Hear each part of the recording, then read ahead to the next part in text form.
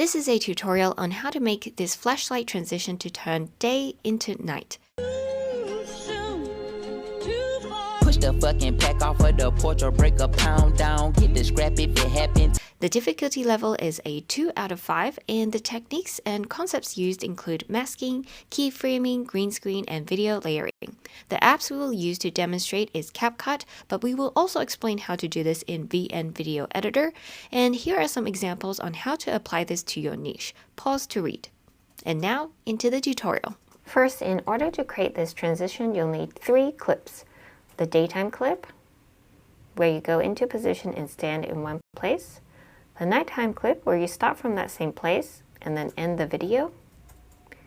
And then also the green screen clip, where you put your hand in front with your flashlight and turn off the flashlight on your phone. One thing to note is you should film your green screen video with your hand in the same position and same lighting and same location as your daytime video. This would be ideal versus shooting your green screen video somewhere else, let's say indoors or with completely different lighting. The purpose of this is just to ensure that the lighting is consistent and looks most natural. And so we actually went to a rooftop and we cut out some green screen on a rooftop and we set up our tripod, and I had Lucy help me hold up the green screen here like this, and I did it in the same position as where I filmed the daytime video. First, you want to import your 3 clips into the timeline. And now you want to find the part where you want to connect the daytime video and trim it with the nighttime video. So this is roughly the same motion right here. Next, we want to try and match up as much as possible these 2 clips. In order to do that, select your second clip, your nighttime clip, and go to Overlay. And now just drag it a little bit in front in the timeline so that they overlap. Now you can zoom in if you like, and then what you want to do is go to blend and decrease the opacity of the top layer. Now you can try and match them up as much as possible. So unfortunately, when I filmed this, I didn't film it perfectly. And so in this tutorial, I'm going to show you how I'm going to try and salvage that as much as possible. So you can see that my boots are closer to the floor here, and I'm going to have to increase the size of both clips to try and match them up as much as possible. So for the bottom clip, I'm going to try and see if I can match the face first. So let's make it a tad smaller.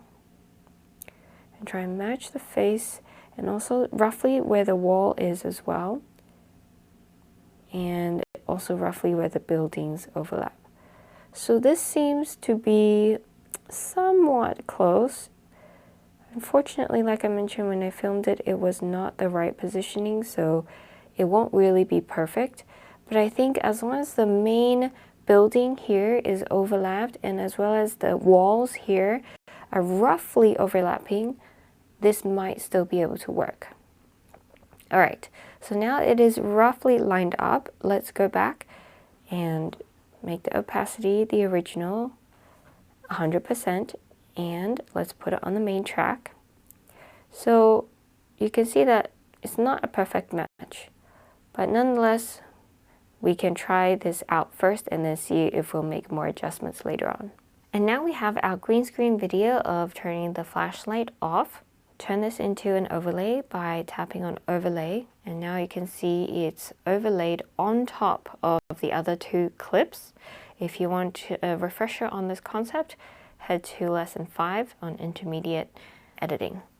And you want to position this clip right between the 2 clips, and the moment that I turn the flashlight down, you want to have it in between these 2 clips. And we'll add an effect in between the 2 clips to combine them shortly, but first I just want to position the hand, the green screen first. Now what you want to do is go to Remove Background, and you want to key out the green in this color. So go to the green, select the most uniform green part of it, and then go to intensity and increase it until you remove all the green, but not enough that you remove other parts of the video that you don't want to remove. So roughly around here looks good. And the intensity number for each video will be different. and that's okay.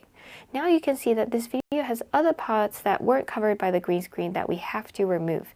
And in order to do that, we just need to add a mask and mask out the parts that we don't want to show.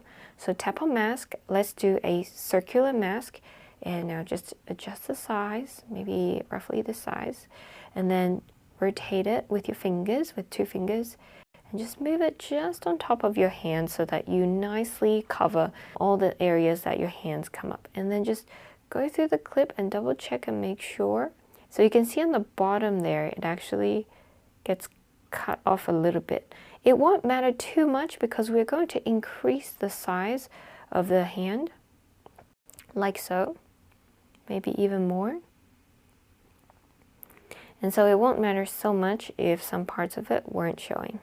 Okay, there we go. Now that is looking good so far. Now what we want to do is cover as much of the subject as possible. Currently we have the Empire State Building lined up pretty well, but the subject is not lined up. And so what we want to do is cover the subject as much as possible with this phone so that it's not obvious that we were not able to match up the subject well. So now let's blend the 2 clips by tapping on this little square with a line in the middle that's in between the 2 clips. And what you want to choose is blur. So let's search for blur. So let's choose the second one, which is called blur. This is the effect that will give you that blur effect and combine the 2 clips. Okay, let's take a look. That looks good, but it looks like it transitioned really fast, so maybe we have it last a bit longer. Let's take a look. That looks pretty good because not only does it blur the clip, and the reason why the blur helps is because when you blur the clip and you have your hand in front, usually when you have your hand in front very close to the camera, the background of the video will become blurry, right? So that's why I chose this blur transition. I think it may have been a bit too long, so let's just decrease the length a tiny bit. Now that's looking pretty good. We can also move this just a little bit, making sure that it changes right when it should. Maybe just a little bit to the right in the timeline so that the moment the flashlight changes, the background changes. Okay, that's looking pretty good. I do still notice that there are some parts of the phone that may have been accidentally deleted by the green screen, so let's go back and adjust the green screen. Let's just make it a little less intense, maybe. Okay, so now the problem is you can see there's a little bit of a green shadow outside of the arm. So we may have to increase the intensity back. Okay, so now let's review the whole clip. It's actually looking pretty good. Obviously, I could have done a better job at actually matching the 2 subjects, and then it would be even smoother. Because if you look carefully at the shoes, you'll notice that they do change position. Although if you look at the Empire State Building and also just the wall in general, it doesn't change too much. One thing I might change is the rotation. This looks like it's tilted a little bit to the right, and this looks like it's more straight. So let's take this clip and go to basic, rotate, and just rotate it to the right by 1 degree. Okay, let's take a look again. Actually, now the rotation might be too much, so we'll bring it back. So as you can see, a lot of this is a little bit of trial and error and trying the different things and making sure that it is matched up as best as you can before you export the final video. So there is one last thing that I want to do. Notice how this hand goes from daytime to nighttime, but the hand is still just as bright. Now that doesn't make it very natural looking, does it? So what we're going to do is we're going to add a keyframe to the beginning part right when it starts to blur. So add a keyframe here, and then select the end where it becomes dark, add another keyframe here, and then with the clip selected, I'm going to go in and adjust the brightness. So brightness and decrease the brightness. And I don't want to decrease all of the brightness entirely, so I'm going to also bring up the highlights a little. As you can see here, here's a difference. No highlight added highlight. So it's still dark, but then it's not completely like a flat looking color. Maybe we decrease the shadows a little bit, so giving it more contrast. So it went from daytime hand to nighttime hand, which makes the lighting much more consistent throughout, and then it moves away. All right, that is looking pretty good. Now we can review this in full screen to see if we need to make any adjustments.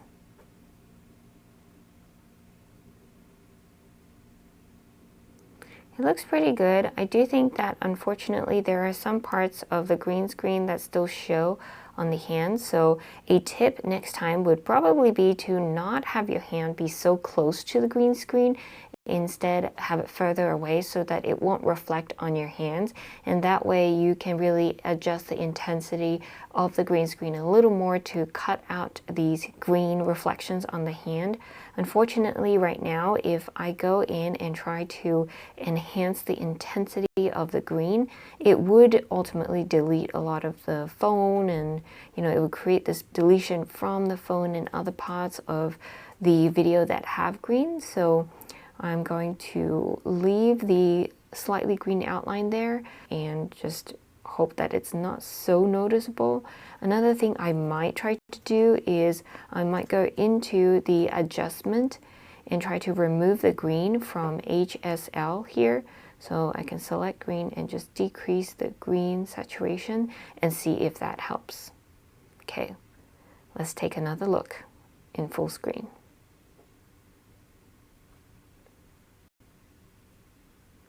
I do think that looks slightly better in terms of decreasing the green, so that definitely did help.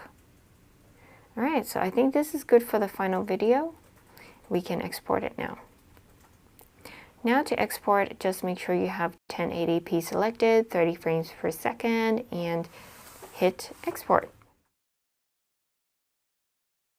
Lastly, I want to point out that if you don't have CapCut and you're using VN Video Editor, it is pretty much the exact same process. I've already matched it up for you, but you can use the overlay method to match it up. And all you have to do is bring the green screen forward, tap on the green screen, tap on Chroma, and pick the green color, and also adjust the intensity as needed, like so. Play around with some of these numbers. And then you also have the same clip. And now what you want to do is mask out in the same way the parts that you don't want the video to show. And then you can simply move it to the right place in the timeline.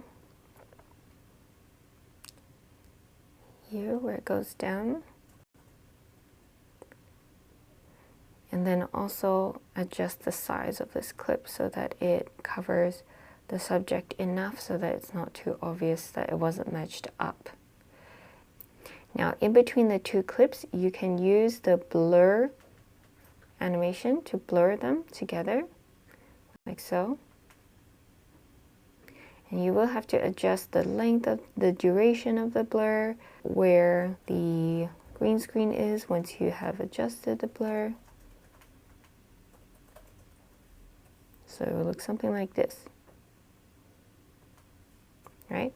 So it's all the same functions, but I just wanted to point it out that this is how you can do it also in case you don't have CapCut.